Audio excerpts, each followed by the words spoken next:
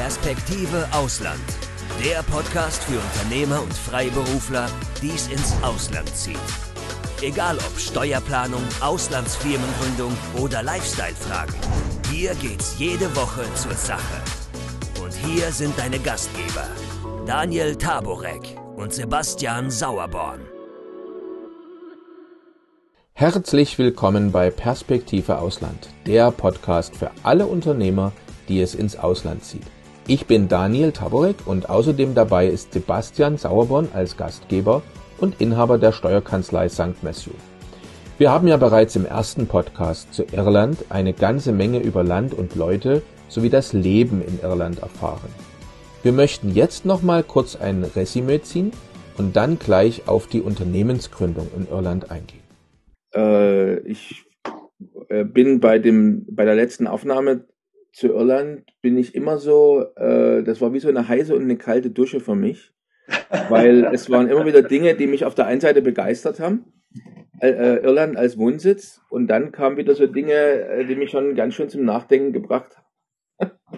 Zum Beispiel das waren immer so die Höhen und Tiefen, aber heute wollen wir uns ja über Irland unterhalten. Und was hat dich so zum Nachdenken gebracht? Was war für dich eine kalte Dusche? Ja, also dieses, ein schreckliches, furchtbares Wetter und es regnet und wer gerne depressiv sein möchte oder so, das Wetter, dann hast du gesagt, die Lebensumstände wie in den 50er Jahren in Deutschland, oder? Also nicht die Lebensumstände, sondern sagen wir Infrastruktur oder so, vor allem die ländliche Gegend, ne? Und also erscheint manchmal ein bisschen zurückgeblieben. Also es waren schon ein paar Dinge drin, wo ich immer so dachte, warum machen wir eigentlich die Aufnahme? Weil eigentlich machen wir die Aufnahme ja schon, weil wir Gäste, also Zuhörer und Zuschauer auch motivieren wollen, vielleicht doch zu überlegen, nach Irland zu ziehen. Also ich sag mal, als Reisebüro, wärst du jetzt ein Reisebüro-Veranstalter, hättest du dir wahrscheinlich mit der Aufnahme zum Wohnsitz die Kunden verkrault, oder? Aber wir wollen ja keine Reisen verkaufen, sondern wir wollen ja Unternehmer oder digitale Nomaden realistisch beraten, wo sie hingehen können. Und sie sollen die Überraschung lieber bei uns im Podcast erleben, als wenn sie dahin gezogen sind und dann dort wohnen. Ja, absolut. Also ich meine, das sehe ich absolut genauso. Genau. Und wie gesagt, also ich muss auch mal sagen, mir hat es natürlich in Irland sehr gut gefallen. Aber ich mag natürlich auch, also ich bin ja alter Pfadfinder, ich war von 12, 15 Jahre so beim Pfadfindern, als ich jung war. Und ich meine, ich mag diese abenteuerliche, gefällt mir gut. Ja. Aber wenn jetzt jemand hier was erwartet wie in Deutschland, dann darf er absolut natürlich nicht nach Irland ziehen, das ist ganz klar. Ja. Aber wie gesagt, also ich meine, also es ist schon, also was wir noch gar nicht gesprochen hatten, dann das letzte Mal ja war dann überhaupt um die Menschen. Die Menschen sind natürlich sehr so jovial, die halten gern Schwätzchen. Also ich meine, ich habe ja wie gesagt in so einem großen Herrenhaus da gewohnt am Ortsrand, ja. Und mein Weg, ich hatte kein Auto, ja. Ich habe mir immer wieder ein Auto gemietet, aber ich bin dann zum Fuß zum Tante-Emma-Laden gelaufen in dem Ort. Das war vielleicht ein Weg zu Fuß von 15 Minuten. Und ich meine, es war ja klar, also da siehst du so diesen Deutschen, der erstmal einen Kopf größer hat als alle Iren, die da wohnen. Und dann ist er alleinerziehender Vater mit 6 Kindern, ja. Da waren die Leute natürlich schon sehr neugierig, ja. Und oftmals ist man einfach auf dem Weg zum Supermarkt, ja, stehen geblieben und hat jemand Schwätzchen angefangen. Und das ging dann leicht mal eine Stunde lang oder so, ja. Und möglicherweise im Nieselregen, ja. Stehst du dann da mitten im Ort und unterhältst dich. Die waren also sehr neugierig, haben dann auch wollten wissen und so, ja, wer ich bin, was ich mache und so weiter. Und also sowas ganz Eigenes erlebt man heutzutage in vielen Ländern nicht mehr. Viele Leute sind heute komplett sozusagen leben in ihrer völlig eigenen Welt und würden jetzt nicht auf die Idee kommen, auf der Straße jemanden anzusprechen und den Gespräch zu entwickeln. Das geht wirklich nur noch in solchen ländlichen Gebieten. Aber die waren sehr freundlich. haben mich und meine Kinder dort sehr willkommen geheißen. Und also ja, wir hatten da von Anfang an das Gefühl, da voll dazuzuhören. Und ich meine, wie gesagt, neben ein paar Polen und so waren wir die einzigen Ausländer da am Ort. Ja. Also und mit Sicherheit natürlich die einzigen Deutschen, von denen, die jemals gehört haben, dass sie nach Irland gezogen sind. Klar, da gibt es viele deutsche Touristen, hatte ich ja gesagt, aber wie gesagt, also was macht es der Deutsche? Warum zieht er gerade hier hin zu uns aufs Kaff? Ja, also das war schon interessant, ja.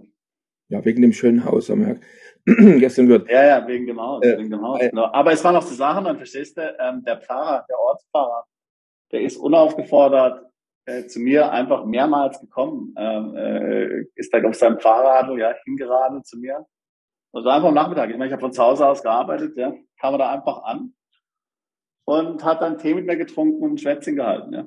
Also also eine Wärme und eine Freundlichkeit und auch eine Art, jemanden willkommen zu heißen, was ich so nirgendwo anders erlebt habe. Ich habe jetzt schon in mehreren Ländern gewohnt. Ja. Also insofern, die Menschen haben natürlich, da hat natürlich viel Party gemacht. Also jede Beerdigung ist ein Grund, eine Party zu machen, Bier zu trinken, andere Dinge, ja, natürlich Geburt, Taufe, Hochzeit sowieso, klar. Mal diese gigantischen Feste, wo dann jede Hochzeit in Irland, da kommen mindestens 250 Leute, ja. Also irgendwie so eine Hochzeit im kleinen Kreis oder so gibt's nicht. Es ist alles immer ein Mord. Der letzte Großcousin wird noch eingeflogen aus England oder Amerika, ja, um dabei zu sein, ja. Also wie man feiert, wissen Sie garantiert die Iren. Mhm. Ja. Jetzt habe ich, bevor wir dann über die Unternehmens- und Gesellschaftsgründung auch zu sprechen kommen, eine Sache, die ich ja noch vergessen habe zu fragen, im Podcast-Teil zum Wohnsitz Irland. Gibt es irgendwie eine ganz spezielle Whisky- oder Biersorte eigentlich, die du da allen wärmstens ans Herz legst? Ja, das ist ganz witzig. Also absolut. Man muss natürlich sagen, dass dort, also die absolute überwiegende Mehrheit der Iren natürlich Guinness, das ist ja klar. Also ich meine, das wirklich ist das absolute Nationalgetränk.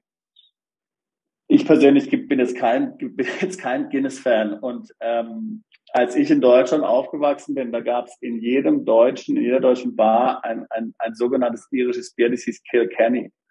Und also es ist natürlich kein irisches Bier, denn in Irland kennt Kilkenny keine Sau. Du kannst es nirgendwo kaufen. Ja. Also das ist einfach sowas, was so eine deutsche Erfindung ist, ja, die dann so verkauft wurde, als wäre sie jetzt irisch, ja. Was die aussah, ich war da dann enttäuscht, ja. Ich habe jetzt gedacht, naja, okay, also ich finde jetzt dort verschiedene Biersorten, vielleicht Kilkenny, also außer Guinness, aber was sie halt anstatt außer Guinness dann noch verkauft, sind die amerikanischen Biere, Budweiser, Carling, Coors Light und solche Sachen, ja. Das ist in jeder Bar, in jeder Kneipe genau das Gleiche. Also deswegen, wenn man jetzt hier was anderes trinken will als Guinness, dann ist man dort relativ schlecht, muss man sagen, bedient. Whisky ist ein ganz, ganz guter Punkt. Also man muss natürlich sagen, dass, klar, jeder kennt Scotch Whisky, aber es gibt natürlich auch sehr bekannte irische Whisky-Marken, zum Beispiel Jameson. Jameson ist so ein irischer Whisky.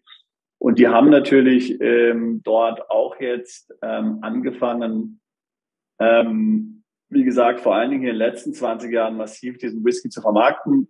Der irische Whisky ist, ich sage mal, milder als der schottische Whisky. Der schottische Whisky hat ja schon zum Teil eine besondere, so eine Schärfe, also ist schon relativ feurig. Der irische Whisky ist so generell, kann man sagen, würde ich jetzt mal so ganz pauschal sagen, ich bin jetzt kein Whisky-Profi, aber kenne ja also auch ganz Schottland ja ganz gut, ja, ist so ein bisschen weicher. Also die großen Marken sind Jameson, Tullamore Dew ist eine andere große Marke. Mein Favorit irischer Whisky heißt Connemara. Das ist so der schmeckt so Peat, also der hat so einen Torfgeschmack.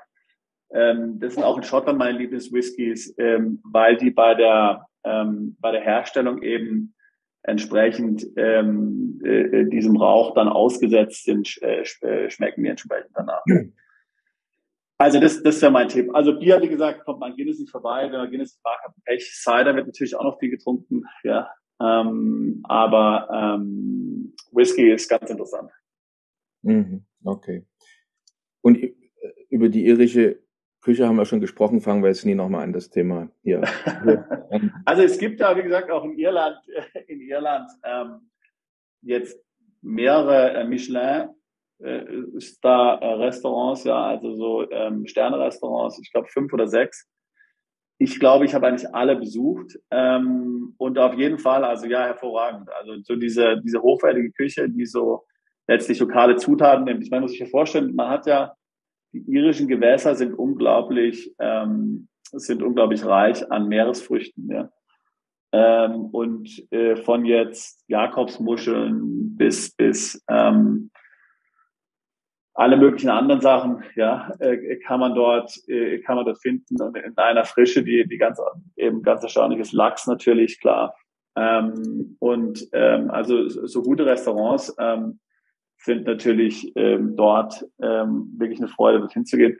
Da gibt's natürlich auch dann wieder so die typischen irischen Anekdoten. Ich kann mich an ein Restaurant erinnern, bei dem ich war. Da war eine Gruppe von Engländern, also es war ein Michelin, also ein Sterne-Restaurant in Dublin. Und da war eine Gruppe von Engländern, die haben dort also bestellt. Und dann hat ein Engländer nach Pommes gefragt. Ja. Und was natürlich der Chef dann, also der Chefkoch war dann natürlich empört und hat dann die ganze Truppe vor die Tür gesetzt. Ja, das hat es bis in die Zeitung geschafft. Ja. Ja.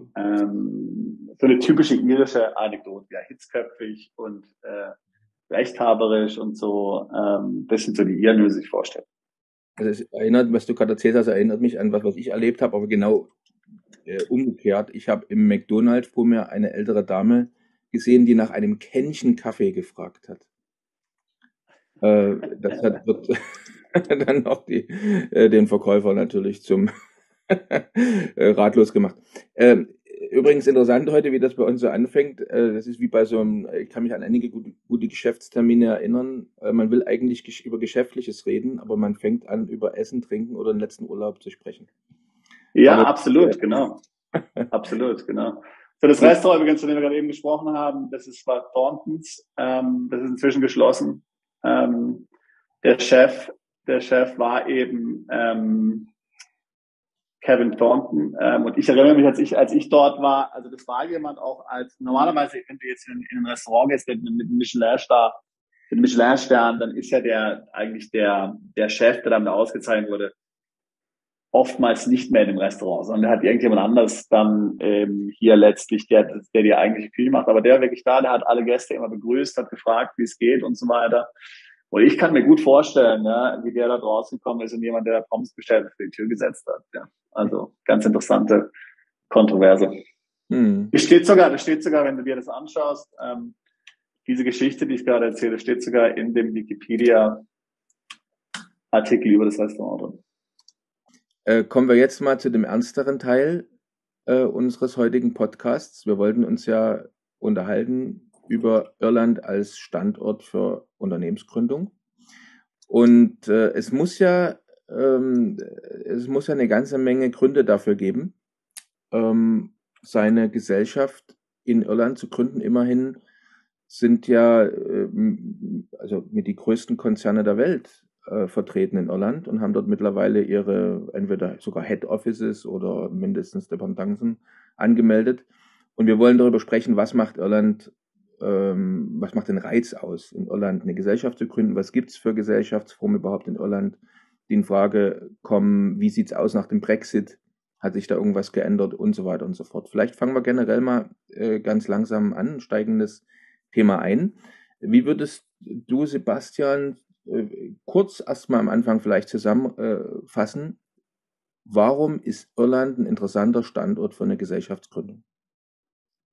Genau, also zunächst mal muss man ja jetzt vielleicht, wenn man die jüngste Vergangenheit sich anschaut, das Ganze im Kontext Brexit betrachten.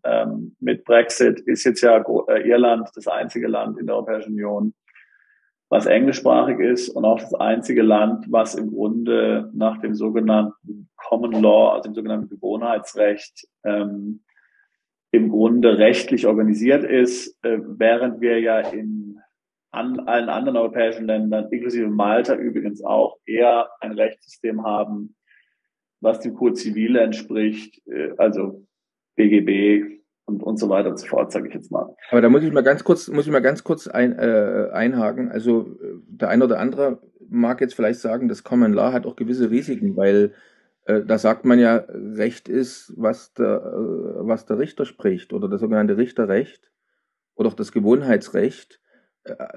Ist das jetzt ein Vorteil oder ein Nachteil? Also wie kannst du das vielleicht mal ganz kurz gegenüberstellen? Warum du hast es jetzt als Vorteil genannt? Wieso ist also es ich als Vorteil, ich habe es als Vorteil, insbesondere, also gut, als Vorteil jetzt für europäische Unternehmen nicht unbedingt, aber für amerikanische Unternehmen, die natürlich jetzt dort eine Gesellschaft gründen, hat es gewisse Vorteile, weil sie das natürlich kennen, diese Art von Rechts. Also amerikanische Recht ist ja ein anglikanisches Rechtssystem, ist ja auch Common Law.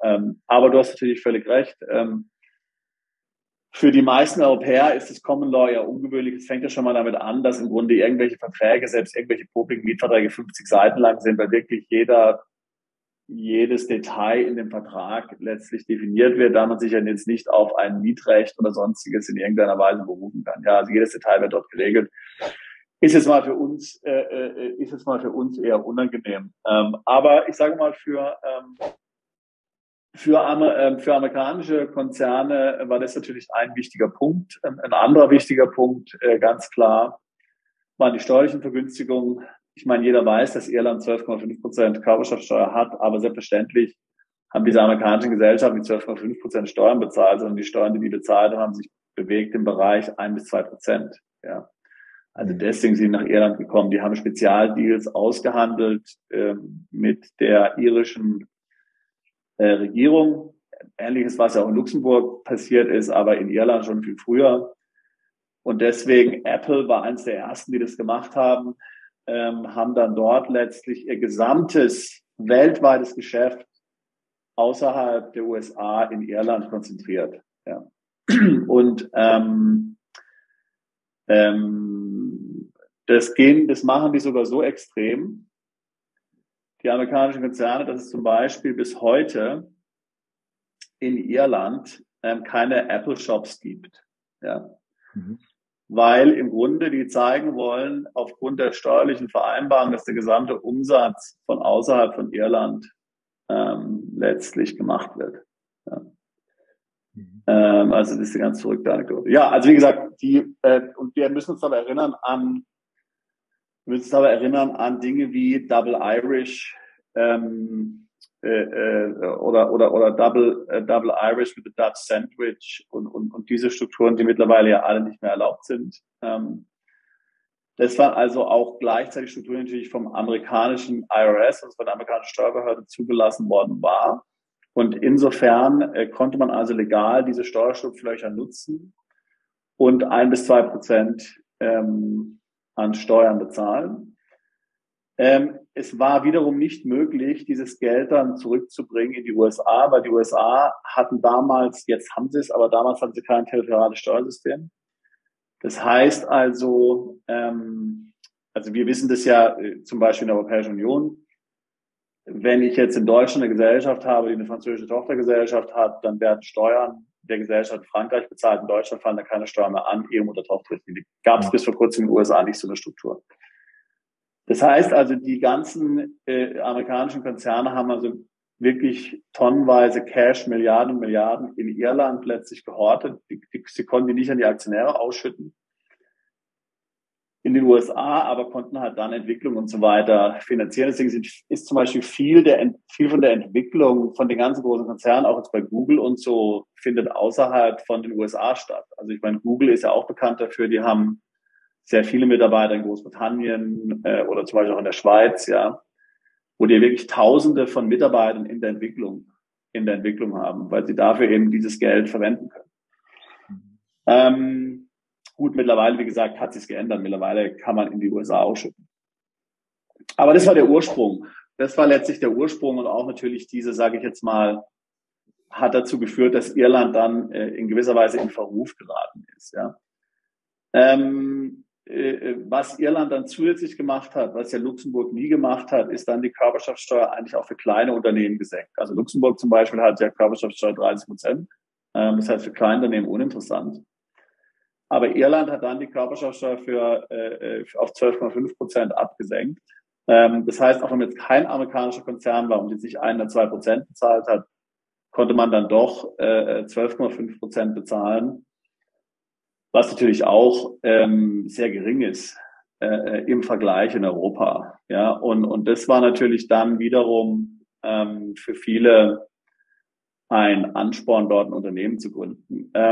Warum hat Irland das gemacht? Also wir hatten schon in der letzten Podcast darüber gesprochen, dass Irland ja keinerlei Ressourcen hat, natürlich Ressourcen hat und im Grunde auf Auslandsinvestitionen angewiesen ist. Ja, das heißt, sie sind darauf angewiesen, dass Ausländer ins Land kommen, Unternehmen gründen, Jobs schaffen und das dient als Anreiz, diese tiefe Körperschaftssteuer.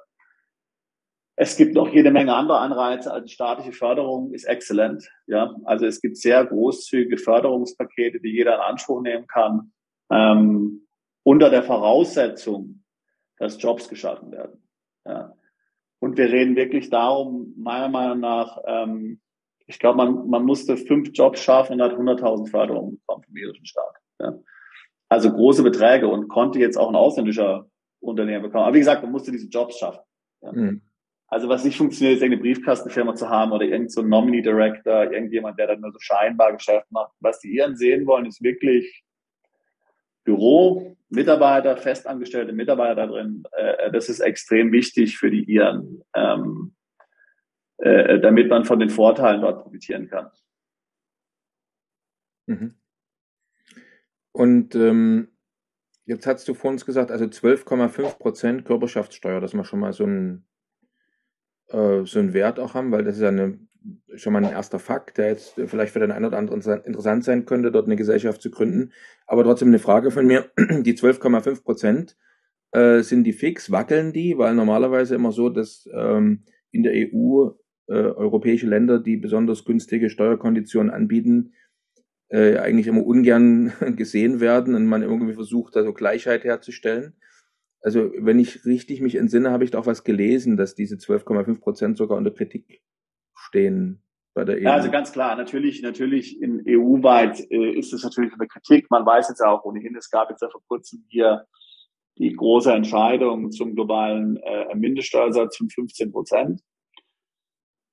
Auch Irland hat diesen akzeptiert, aber wie wir ja auch schon in der Podcast-Episode zu Malta besprochen haben, auch wie bei einer Malta-Gesellschaft zum Beispiel, ist es letztlich nur relevant für Unternehmen, die mehr als 750 Millionen Euro Umsatz machen. Also für alle anderen ist das nicht relevant.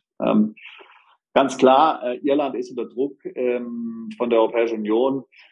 Ich glaube nicht, dass jetzt die Europäische Union hier wirklich fordert, von Irland was zu ändern, denn die wissen ja selbst, jeder ist daran interessiert letztlich, dass es in einzelnen Ländern gut geht. Auch die Europäische Union ist daran interessiert, dass es Irland gut geht. Denn es hat ja keinen Sinn, ständig irgendwelche Bailouts machen zu müssen. Und wie gesagt, Irland hat wenig Ressourcen. Ja, und Vanya muss ja auch sagen, ein Land, was bis vor kurzem in bitterer Armut war. Also wir reden jetzt, und ich habe gesagt, es ist immer noch rückständig heute, aber es war ja doch tatsächlich bis vor wenigen Jahrzehnten, ja, bis Apple angekommen ist und bis das alles losgegangen ist in Irland. Und dann hat man ja von diesem Celtic Tiger gesprochen, wo das Ding dann richtig explodiert ist, war das ja doch ein Land, was sehr arm war. Mit das ärmste Land in Europa. Und diese Armut kommt natürlich von der Unabhängigkeit von Großbritannien, die Iren sich erkämpft hatten.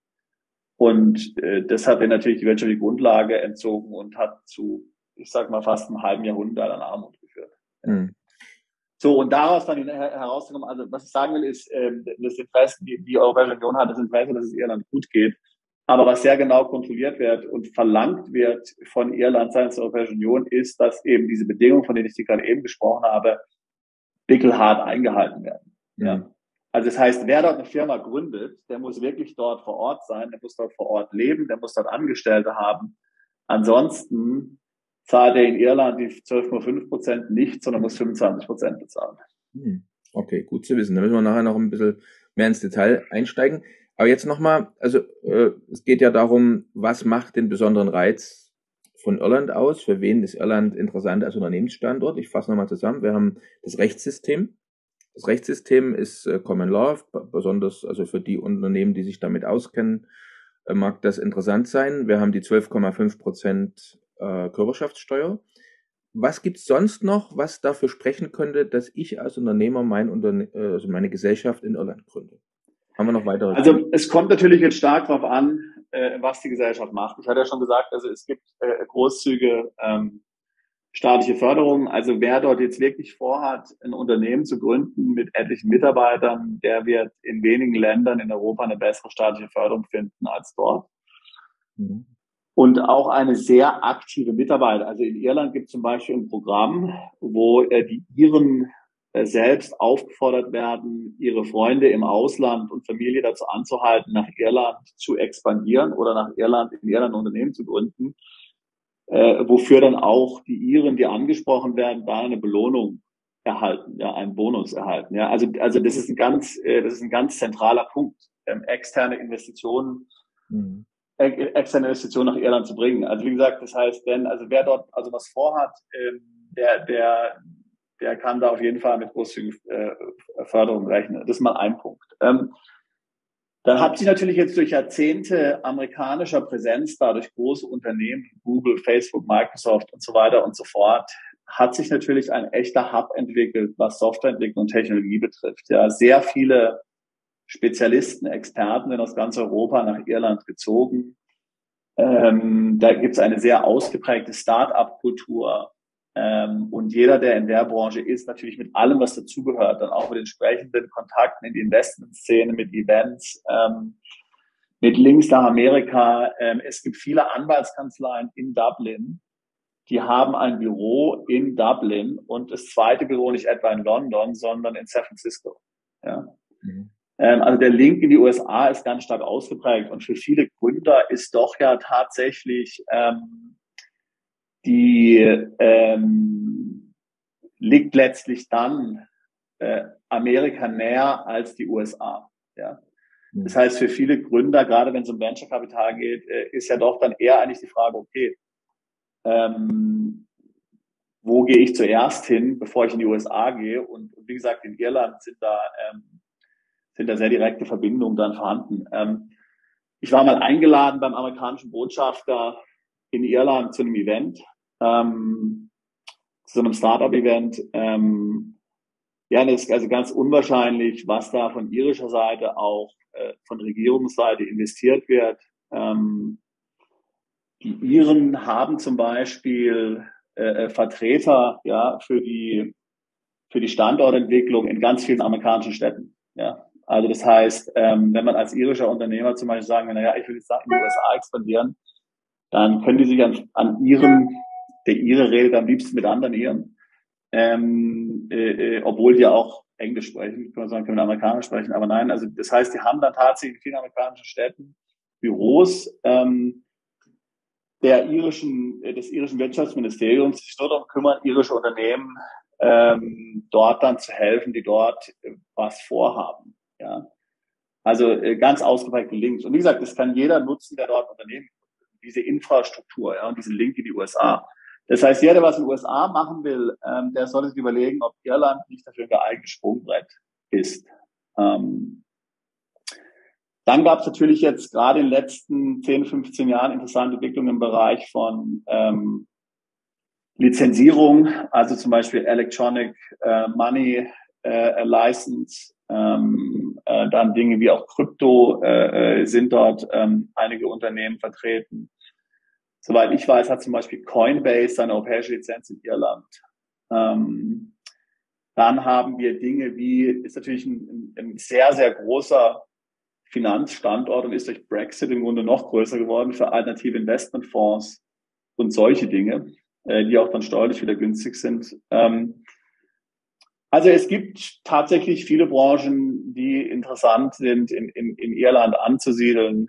Aber wie gesagt, immer mit dem Ziel, dort tatsächlich selbst hinzuziehen oder dort wirklich was aufbauen zu wollen, vor Ort mit Mitarbeitern. Nicht jetzt irgendwie nur so eine Briefkastenfirma. Das hassen die Iren. Da kommt man in Irland nicht sehr weit. Man kann also sagen, dass Irland sich für Unternehmer dann steuerlich lohnen kann, wenn man sich auf der Insel niederlässt und auch lokale Mitarbeiter beschäftigt. Dann gibt es sogar Förderpakete und Steuervergünstigungen. Aber ist es denn einfach für sein Unternehmen in Irland, qualifizierte Mitarbeiter zu finden?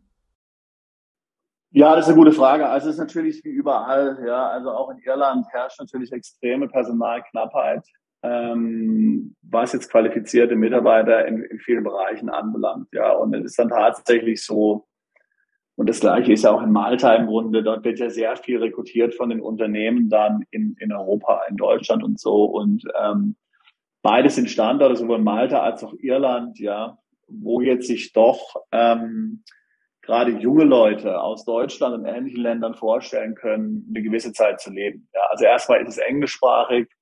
Malta hat den Vorteil des guten Wetters, da kann man so ein bisschen Party machen.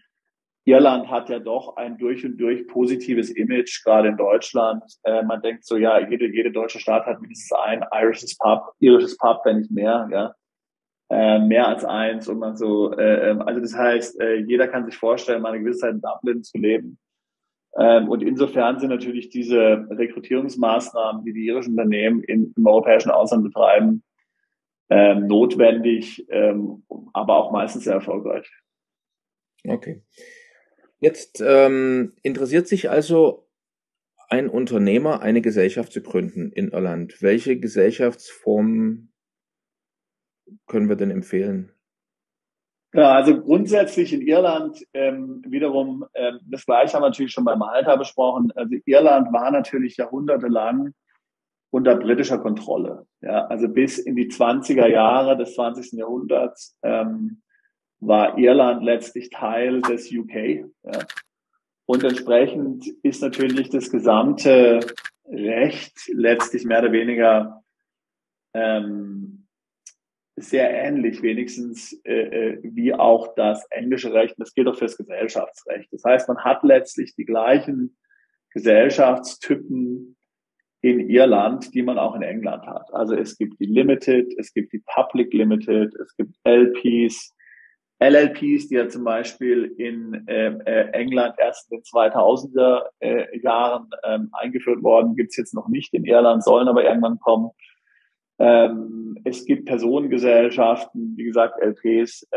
Also es gibt ähnliche Gesellschaftstypen, ja, wie in UK auch.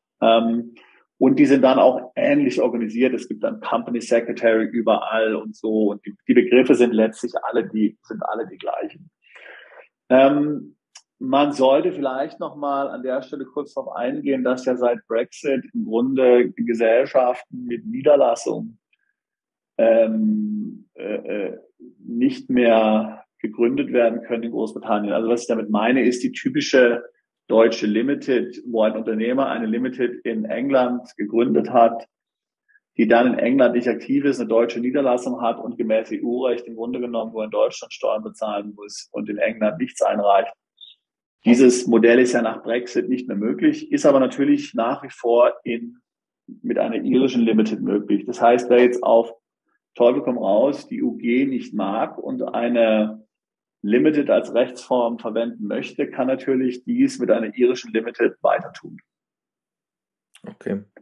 Jetzt hast du gesagt, dass eigentlich durch diese frühere Verwaltung, durch Großbritannien, es dort im Wesentlichen die gleichen Rechtsformen gibt. Wenn man jetzt aber den Gründungsaufwand, den Gründungsablauf mal vergleicht, also viele kennen sie jetzt vielleicht aus, weil sie das schon mal gemacht haben oder nachgelesen haben, wie einfach und schnell es geht, in UK eine Limited oder eine PLC zu gründen. Wie läuft das in Irland ab? Also in Irland ist es ähnlich wie in Malta, dass dieser hohe Grad der Automatisierung bei der Firmengründung, wie er ja in Großbritannien existiert, definitiv nicht existiert. Erst vor kurzem, also vor einem Jahr ungefähr, hat das irische Handelsregister CRO, Company Registration Office, ein neues System eingeführt. Damit ist es jetzt auch möglich, sage ich jetzt mal, hier elektronische Unterschriften beziehungsweise gescannte Unterschriften zu verarbeiten. Früher musste man ähnlich wie in Malta die Unterlagen unterschreiben und dann dort per Kurier hinschicken, was natürlich dann dazu geführt hat, dass das Ganze ziemlich lange ging. Heute geht das alles per Scan und E-Mail oder Upload, besser gesagt. Und somit würde ich sagen, ist jetzt was die Geschwindigkeit anbelangt, folgendes Ranking im Grunde zutreffend. Also UK mit Abstand das schnellste. Malta mit Abstand das langsamste und Irland ist so in der Mitte. Ja, also man kann sagen, man kann die irische Limited gründen innerhalb von, ich sage mal, einer Woche.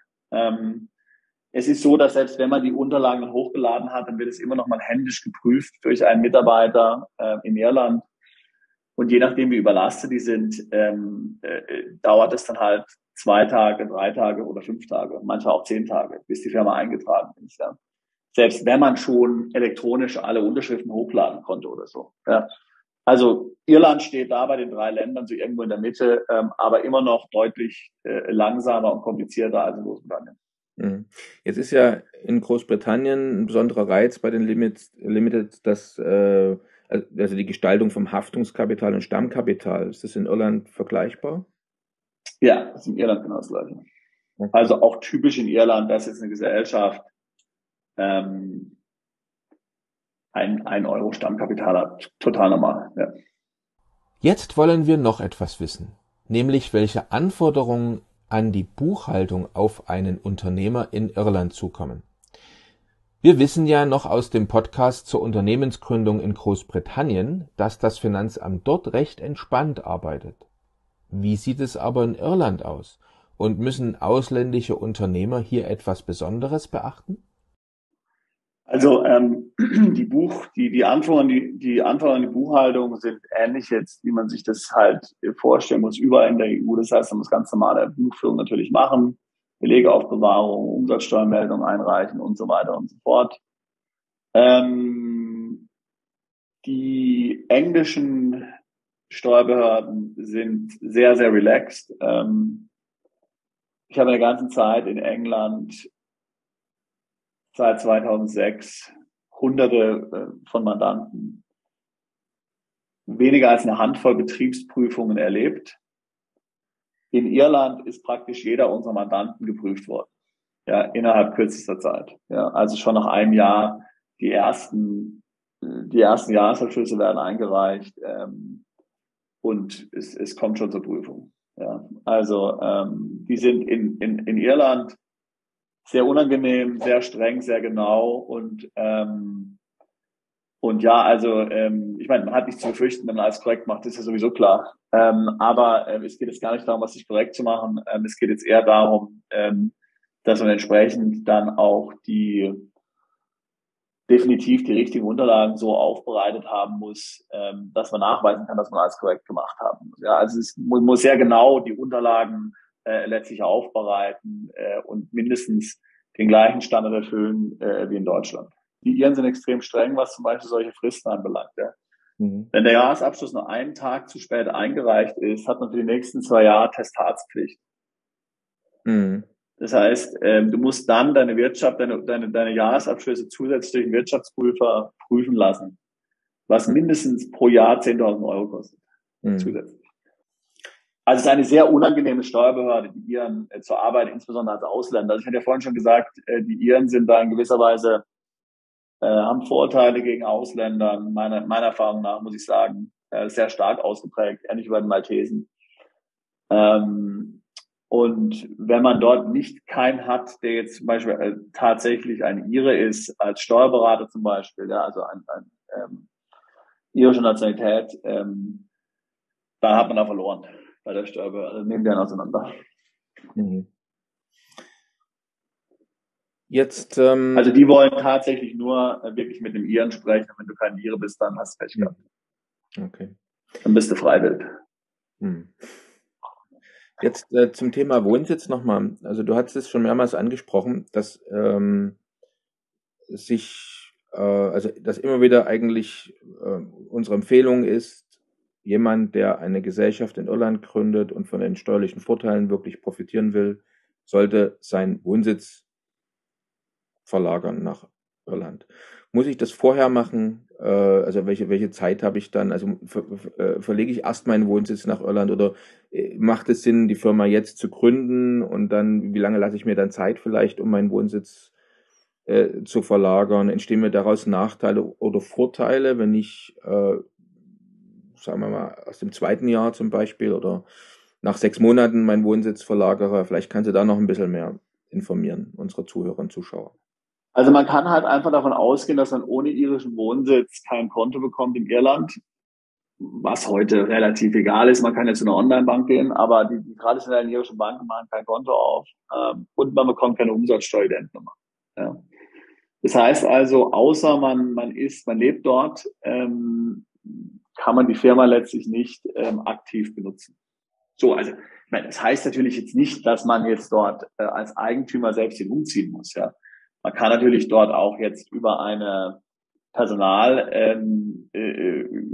über eine Personalsuche jemanden finden, den man dann dort anstellt. Ja, aber wohlgemerkt, das darf jetzt nicht eine Treuhand-Geschäftsführer sein, der schon bei 100 anderen Firmen drin ist. Es muss jemand sein, der auf der Payroll ist, der richtig bezahlt wird, also ich sag mal 5.000 € im Monat. Und der Einzige ist, der aufs Konto zeigungsberechtigt ist. Und das wird alles danach geprüft bei der Umsatzsteuer, bei der Umsatzsteuerregistrierung. Und wenn diese Dinge nicht vorhanden sind, dann wird man weder eine VAT-Nummer bekommen und wie gesagt, ein Konto wird man auch nicht bekommen. Ja. Die meisten Mandanten, die ja Unternehmertypen sind und jetzt nicht dort einen Geschäftsführer anstellen wollen, heißt es konkret, dorthin umzuziehen. Oder aber, wenn es mehrere Gründer sind, dann zieht halt einer dort. Ja, zieht halt einer nach Irland um. Aber das ist so der Standard, ohne den es im Grunde genommen nicht funktioniert. Und wie gesagt, ich hatte ja vorhin gesagt, dass gerade wenn Ausländer involviert sind in Unternehmen, man davon ausgehen kann, dass spätestens nach einem Jahr die Betriebsprüfung in Irland vor der Tür steht. Wenn man das irgendwie schafft, die Firma für die VAT zu registrieren, kann man davon ausgehen, dass einem die VAT danach aberkannt wird, auch rückwirkend. Ja? Wenn man nicht die Nachweise erbringen kann, von denen ich gerade eben gesprochen habe. Das heißt, dass dort tatsächlich jemand vor Ort ist in Irland, der dort lebt, der ein richtiges Gehalt von der Firma bekommt, der dort tatsächlich die Wertschöpfung für das Unternehmen in Irland erbringt. Also, nochmal zurück, 30 Minuten hier in unserem Gespräch. Die Iren wollen, dass man Leute vor Ort einstellt. Die geben deswegen Unternehmern günstige Steuersätze und Förderung, weil sie für ihre irische Bevölkerung Jobs brauchen und dafür sind sie auf die Unternehmer angewiesen. Wer das nicht erfüllen will, der kann es vergessen in Irland. Klarer kann man es nicht ausdrücken. Wie gesagt, genau. Und es heißt mindestens, also ich meine, so hoch sind die Aufwände auch nicht, aber es braucht eben mindestens eine Person. Ja. Und die muss es halt tatsächlich sein. Die darf natürlich nicht bei zig anderen Unternehmen da wieder involviert sein, weil dann ist nicht glaubwürdig, dass sie dort die Wertschöpfung haben. Also ich finde es gut, dass du das jetzt nochmal so ganz klar auf den Punkt gebracht hast, weil man findet ja im Internet eine ganze Reihe von Anbietern oder Webseiten, die zumindest auf der Webseite den Eindruck entstehen lassen, also ich klicke mir da mal schnell eine Online-Bestellung zusammen, bestelle mir eine irische Limited, bestelle mir dazu noch eine VAT-Nummer und ein Bankkonto. Und es entsteht zumindest auf den Webseiten oder auf dem Bestellformular der Eindruck, das wäre alles völlig problemlos möglich, auch ohne dass ich dort vor Ort wohne. Ja. Aber deswegen war es, ich denke, wirklich sehr, sehr hilfreich jetzt auch für Zuhörer oder Zuschauer, dass dem nicht so ist. Ja. Genau, und wie gesagt, also wir kennen auch Szenarien, wo jetzt zum Beispiel jemand tatsächlich in Irland gewohnt hat und dann war der bei mehreren Gesellschaften Geschäftsführer, hatte für mehrere, sage ich mal, Freunde und Bekannte Unternehmen gegründet, war der Geschäftsführer aber wirklich vor Ort, ja, und hat da wirklich gelebt mit Familie und so weiter und so fort. Aber auch dort, ja, ist das alles nach hinten losgegangen. Ja. Weil, wie gesagt, die haben das dann angeschaut und gesagt, naja, wie soll das funktionieren? Die Firma macht eine 1 Million Umsatz. Du bist ja auch noch bei 5 anderen Firmen drin. Wie machst du den Umsatz? Wie funktioniert das konkret? Schick mir mal einen Auszug von den E-Mails, die du geschickt hast, im letzten halben Jahr. Ich möchte mal sehen, wie du die Verträge angebahnt hast. Ich möchte mal sehen, wie du Zollpapiere ausgefüllt hast. Ich möchte mal Bestellformulare sehen. Ich möchte mal sehen, wie Waren verschifft worden sind und so weiter und so fort. Also sehr konkrete Dokumentationen wollen die dafür sehen, dass das passiert. Und wie gesagt, zum Teil gab es Fälle, wo dann die Umsatzsteuer-Identnummer für die letzten 2 Jahre aberkannt wurde. So, wenn man jetzt Lieferanten hat aus der Europäischen Union, die dann hier entsprechend diese Umsatzsteuer wiederum bei ihren eigenen Umsatzsteuern beim deutschen Finanzamt melden und auf einmal ist die komplett ungültig für die letzten 2 Jahre. Dann kann man davon ausgehen, dass man Feuer unterm Dach hat. Ja, dann müssen dann die Lieferanten letztlich in Deutschland die deutsche Umsatzsteuer rückwirkend für 2 Jahre abführen auf diese Leistung. Ja. Also das hat sehr weitreichende Konsequenzen. Ja. Also zu uns ist mal jemand gekommen, der wurde dann am Ende kein Mandant, aber der hat gesagt, dem ist genau das passiert. Da gab es Forderungen gegen ihn seitens seiner Lieferanten in Höhe von 150.000, ja, die er dann denen zahlen musste und es dann auch bezahlt hat, weil Reverse Charging dann rückwirkend nicht mehr möglich war. Ja. Mhm. Und wie gesagt, also das hat schwerwiegende Konsequenzen. Ja. Wenn man eben nicht dort vor Ort ist in Irland und tatsächlich das Geschäft als eine Person betreibt, die dort in Irland ganz normal lebt oder entsprechend natürlich dort ein Team hat, ein Mitarbeiter ist noch. Wir haben das ja auch wunderbar dort beschrieben. Bei uns, es gibt ja diese Nihil Obstat-Bestattung, die Sie beschrieben haben. Genau das Gleiche wird man in Irland dann machen müssen. Eine Frage noch, die mir gerade kommt, Sebastian. Gibt es jetzt zum Beispiel irgendwelche Branchen, wo ich vielleicht eher vorsichtig sein sollte, mir Irland als Unternehmensstandort auszuwählen? Es gibt ja immer so bestimmte Länder, die sind prädestiniert, wie wir zum Beispiel schon gesprochen hatten. Malta ist gut, wenn ich vielleicht mit Krypto was machen will oder Casino, Online-Gaming und so weiter und so fort. Aber manchmal muss man ja auch die andere Frage stellen. Also ist vielleicht für bestimmte Geschäfte, für bestimmtes Business ein Land eher mit Vorsicht zu bewerten? Gibt es da was zu Irland zu erzählen? Also man muss auf jeden Fall sich in Irland ganz genau anschauen und sich anwaltlich dazu beraten lassen, wie die rechtliche Situation tatsächlich ist. Ja. Also wir wissen zum Beispiel, dass das Thema Betting, also Wetten, ja, in Irland relativ relaxed gehandhabt wird, ja, und dass man zum Beispiel auch eine Lizenz bekommen kann für ein Wettunternehmen mit sehr geringen Auflagen. Nur weil das Thema natürlich in Irland traditionell ein Thema ist, was viele Leute machen und so und was eine sehr alte Sache ist auch, eine sehr alte Branche und da wurde relativ viel nichts dran geändert. Ja, aber man darf da jetzt nicht von irgendwas, sollte jetzt dann nicht irgendwelche Annahmen treffen, sondern sich tatsächlich dort anwaltlich beraten lassen. Mir ist ein Beispiel eingefallen von einem Mandanten, der vor Brexit über Großbritannien Nahrungsergänzungsmittel aus den USA importiert und die dann in die EU eingeführt und dort verkauft hat. Und wir reden hier jetzt tatsächlich von irgendwelchen völlig harmlosen Vitaminpillen, Pflanzenpotenzmittel, irgend so ein Zeug. Also absolut auch in Großbritannien und so absolut kein Problem. Und der hat gedacht, naja, okay, jetzt kommt Brexit, jetzt soll ich das Ganze einfach bei Irland einführen. Ist ja alles sehr ähnlich und so, die gleiche Mentalität wird schon stimmen, ja. Tja, Pustekuchen. Das Zeug kam in Dublin an und dann ist die Polizei zu uns ans Büro gekommen, beziehungsweise der Zoll. Die Rezeptionistin des Büros, ich war natürlich nicht da gerade, hat mich dann fast hier unter Tränen angerufen und gesagt, ja, steht die Polizei, die wollen jemand sprechen für das Unternehmen. Ich habe dann mit denen gesprochen, konnte das soweit aufklären, dann musste aber der Mandant, der in Österreich gewohnt hat, ja, dort anreisen. genau erklären, was er da gemacht hat, weil nämlich diese Mittel in Irland tatsächlich als Medizin eingestuft wurden und nicht als Nahrungsergänzungsmittel. Was er zuvor nicht nachgeprüft hatte, weil er einfach gedacht hat, okay, wenn es überall legal ist, wird es auch da legal sein.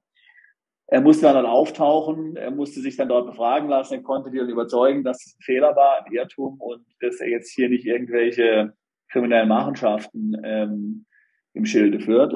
Aber die haben diese Ware dann im Wert von 500.000 Euro vernichtet. Ja. Also sie haben das nicht wieder zurückgeschickt nach Amerika oder so, ja, sondern die haben die ganze Palette eingestampft. Ja. Also ohne anwaltliche Beratung, was solche Themen anbelangt, geht es definitiv nicht. Ja, gut, dass wir darüber gesprochen haben. Jetzt die Strenge der Finanzamtmitarbeiter, die du beschrieben hast. Gut, auf der einen Seite hast du gesagt, man kann ja alles richtig machen, dann hat man nichts zu befürchten, aber man kann ja auch aus Versehen Fehler gemacht haben, obwohl man sich die größte Mühe gegeben hat, zum Beispiel. Die Frage ist dann immer, wie sind die Folgen? Also wenn ich jetzt zum Beispiel, wenn der Betriebsprüfer jetzt was findet und unabhängig davon, also ich habe jetzt nicht mit Absicht falsch gemacht, das hat sich ein Fehler eingeschlichen. Also was gibt es für Folgen, mit denen ich rechnen muss, wenn die Betriebsprüfer was finden, zum Beispiel in der Betriebsprüfung? Also meiner Erfahrung nach ist es jetzt schon so, dass jetzt hier nicht jetzt unbedingt hier mit straffälligen Konsequenzen zu rechnen ist. Ja, also das scheint mir schon meiner Erfahrung nach in Irland, da muss die Latte relativ hoch liegen. Ja, und also selbst ist bei Mandanten, ich kann mich an einen Fall erinnern, da hat ein Mandanten einen ehrlichen Fehler gemacht, weil der hat irgendwie ein Produkt über eine irische Firma verkauft, was so eine aufladbare Kreditkarte war. Das ist eigentlich ohne Mehrwertsteuer.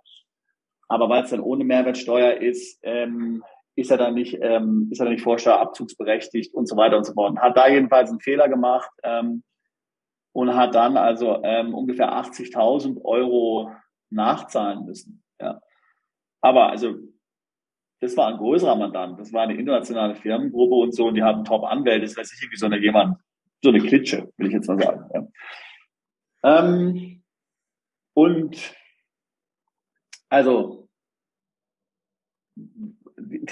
was sie gedroht haben, ist, dass man auf der schwarzen Liste veröffentlicht wird, ja, der Tax Dodgers, ja, also der Leute, die ihre Steuern nicht richtig bezahlen. Da gibt's dann im Internet so eine Liste, wo dann der Firmenname und so veröffentlicht wird und möglicherweise sind die Strafen, die dann bezahlt werden, höher. Also es wird dann so escalated in verschiedenen Stufen. Wenn man das sehr schnell bezahlt, dann geht es dann alles mehr oder weniger glimpflicher aus. Wenn man sich mehr Zeit lässt mit den Zahlen, dann wird es möglicherweise noch dann, gibt es da mehrere Strafen drauf, plus dann kommt es wirklich dann möglicherweise zu Ermittlungen dann und so. Ja, also da muss man dann schon aufpassen, aber es ist nicht so, dass jetzt dort hier sofort mit straflichen Konsequenzen gedroht wird. Ja, also eben, was ein typischer Fall ist, was ich mehrfach erlebt habe, ist, dass die Umsatzsteuernummer aberkannt wird, einfach so. Und dann habe ich gedacht, okay, also wir erlauben dir jetzt erstmal nicht, das Geschäft hier weiterzuführen. Und das ist ja genau die Konsequenz der Aberkennung der Umsatzsteuernummer. Also du bist jetzt erstmal blockiert und das war's und dann kannst du selbst schauen, was du machst. Ja,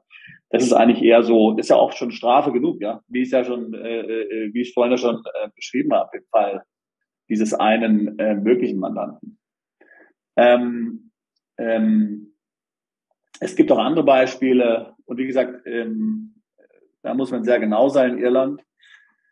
Reicht man zum Beispiel den Jahresabschluss beim Handelsregister nur einen Tag zu spät ein, ja, dann ist die Firma für die nächsten 2 Jahre danach testatspflichtig. Das heißt also, dass die Bilanz nicht nur vom Steuerberater angefertigt, sondern auch von einem Wirtschaftsprüfer geprüft werden muss.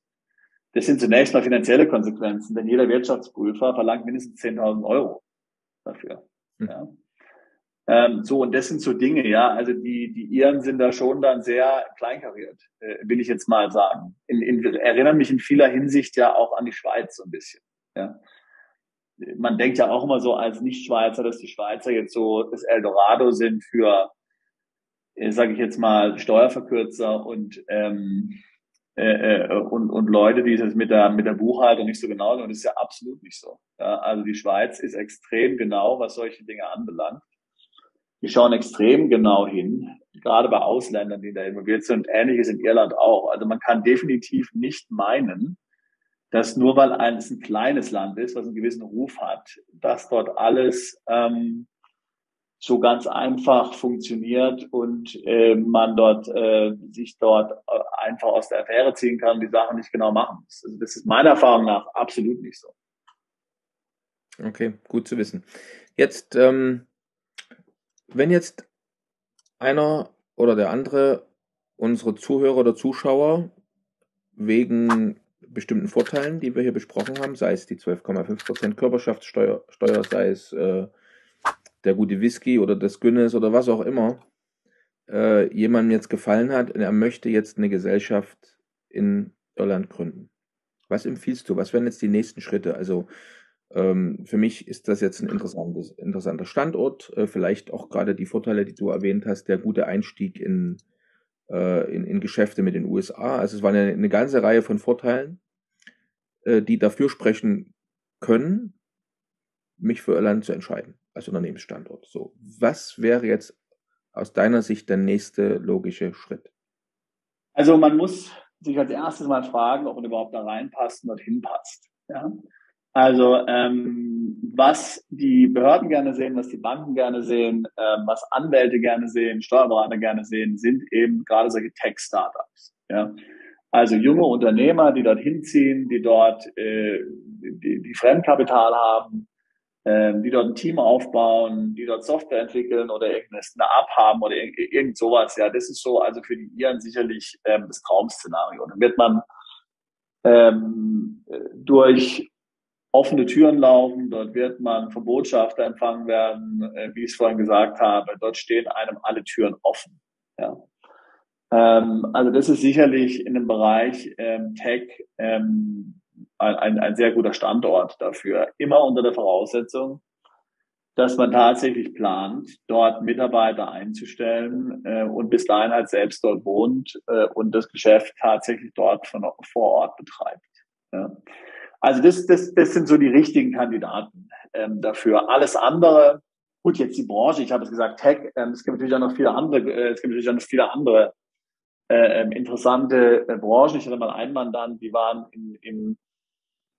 die haben solche Vitaminpillen für Pferde hergestellt zum Beispiel. Ja, und natürlich Irland ist ein riesiger Markt für Reiten, für Pferde, für Pferdesport und so. Also gigantisch groß, ja.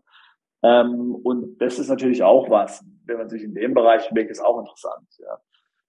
Also ist natürlich so ein Beispiel. Also es gibt sicherlich eine Reihe von Branchen, die dort interessant sind. Meiner Erfahrung nach sind es eben Branchen, die im Grunde so schon mit Engineering, mit Tech, vielleicht auch wissenschaftlich, medizinische Entwicklung, Biotech und so weiter zu tun haben.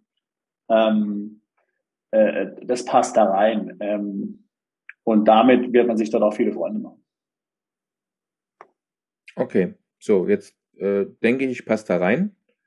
Und wie geht's jetzt weiter? Was empfiehlst du jetzt? Also wie wären jetzt die Schritte bis zur Etablierung meines Business? Also wie gehe ich jetzt weiter? Ja, der erste Schritt ist immer der Umzug. Man gründet das Unternehmen natürlich schon mit einem irischen Wohnsitz. Das heißt, man würde dann nach Irland gehen, sich dort niederlassen, würde sich eine Wohnung suchen. Ich empfehle die Webseite daft.ie und wir haben ja auch zum Wohnsitz in Irland gesprochen. Meldet sich an, besorgt sich eine Steuernummer, meldet sich sozialversicherungspflichtig an. So, und dann würde man im Grunde die Firma gründen. Ja, also der Umzug ist immer das Erste. Ja. Und die Firmengründung erfolgt dann im zweiten Schritt. Und wie gesagt, unter der Voraussetzung, dass man dort lebt, wird man weder mit Kontoeröffnung noch mit VAT noch sonst irgendwas irgendein Problem dort haben. Wir können natürlich sämtliche Interessenten gerne dabei unterstützen, bei der Firmengründung, bei der laufenden Betreuung der Gesellschaft. Auf unseren Webseiten ist das ja alles im Detail beschrieben. Und haben hier viele Mandanten, die in der Tech-Branche in Irland sich niedergelassen haben. Okay, klasse. Dann vielen Dank. Bis zur nächsten Folge von Perspektive Ausland, der Podcast für alle Unternehmer, die es ins Ausland ziehen. Übrigens, wenn ihr keins unserer interessanten Videos mehr verpassen wollt, dann klickt doch jetzt gleich auf den Abonnieren-Button und auf die Glocke. Auch über Kommentare, Fragen oder einen Daumen hoch freuen wir uns sehr.